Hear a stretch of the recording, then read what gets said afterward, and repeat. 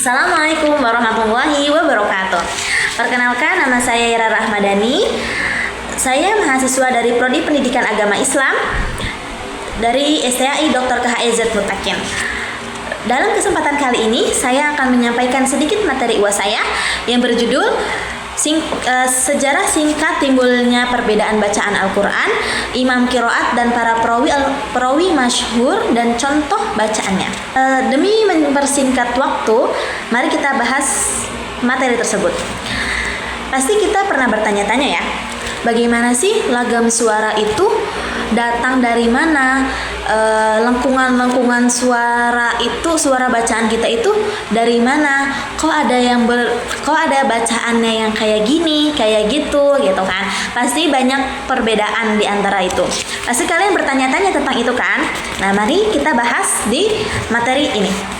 Kita sebelum membahas imam kiroatnya, mari kita perdalam terlebih dahulu, mengetahui terlebih dahulu makna kiroat tersendiri.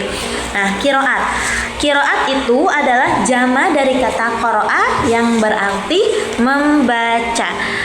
Dan menurut istilah, kiroat itu adalah pengucapan kiroat adalah mazhab pengucapan Al-Quran yang berbeda daripada imam ahli kiroat.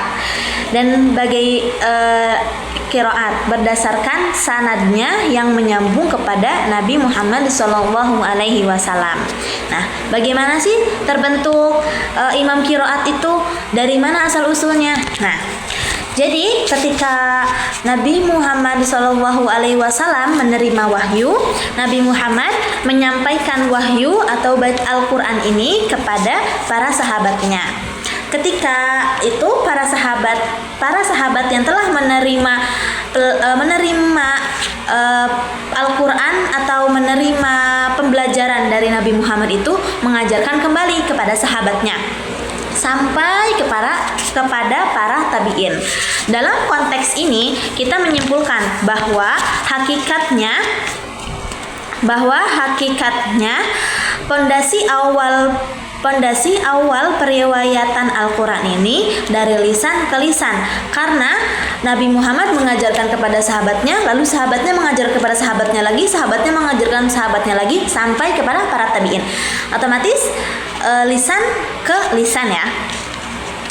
Dan dengan seiringnya waktu, ketika Nabi Muhammad SAW wafat, banyak sekali perbedaan bacaannya dan banyak sekali kericuhan yang sehingga mendorong sahabat Utsman bin Affan untuk membukukan Al-Quran karena perbedaan bacaan tersebut, dan agar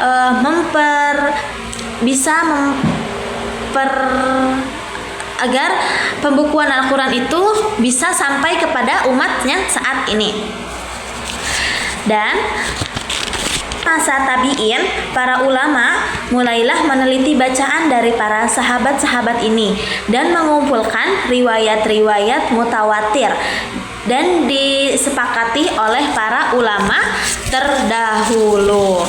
Dari sinilah terbentuknya imam kiroat.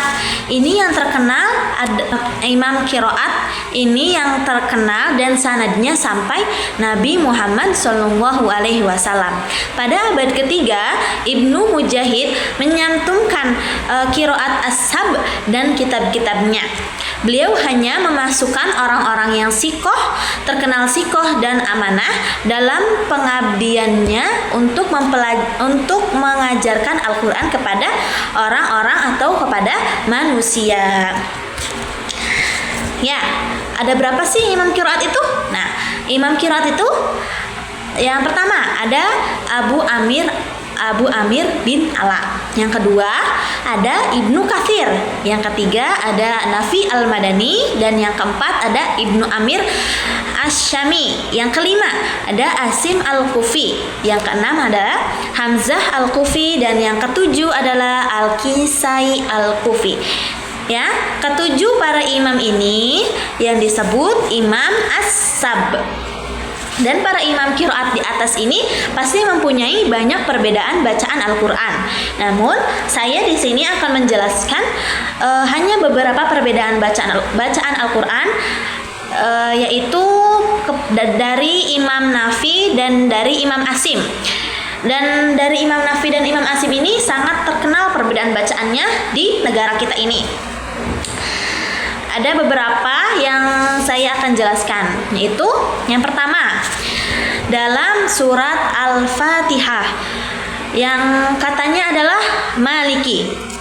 Imam Asim membaca kalimat Maliki ini dengan huruf alif setelah mim. Jadi beliau membacanya Maliki, dipanjangkan mimnya. Namun Imam Nafi membaca kalimat Maliki ini tidak ditambahkan alif setelah mimnya, yaitu beliau membacanya dengan bacaan Maliki, tidak dipanjangkan. Dan dari sinilah terbukti ya, banyak sekali ada perbedaan antara kata Maliki dan kata Maliki. Nah, yang kedua terdapat dalam surat Al-Baqarah ayat 132. Dalam kata wawasso, Imam Asim membacanya wawasso tanpa huruf alif tambahan dan menggunakan tasjid di huruf sodnya, wawasso. Nah, dan ketika Imam Nafi membaca kalimat wawasso ini dengan tambahan huruf alif setelah wawunya, wawasso tanpa ada tasjid di dalam soknya. Nah, dari sini juga terlihat sangat berbedanya. Nah, yang ketiga dalam surat Al-Kahfi ayat 63 dalam kalimat wa ma ansani, Imam Asim membaca kalimat tersebut dengan wa ma ansani, dengan ha di akhirnya itu disukunkan, wa ma ansani. Dan Imam Nafi membaca dengan isbahul ha, mempanjangkan huruf ha dalam kalimat itu sehingga dibaca wa ma ansanihu, wa ma ansanihu, hu-nya panjang di akhirnya. Nah, dalam perbedaan semua hal, dalam perbedaan di atas bacaan Al-Quran ini, kita perlu sadari bahwa kita harus mengetahui perbedaan bacaan ini agar ketika kita mengikuti kegiatan atau mengikuti rutinitas di luar atau di lingkungan masyarakat, kita tidak shock ketika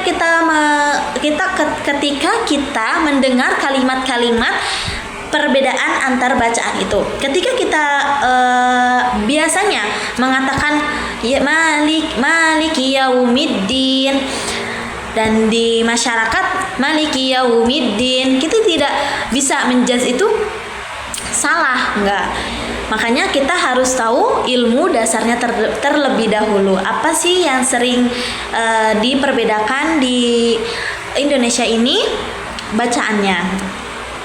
Dan agar kita tidak salah paham dan kita tidak ini salah, enggak, kita tidak harus menjudge itu salah atau benar.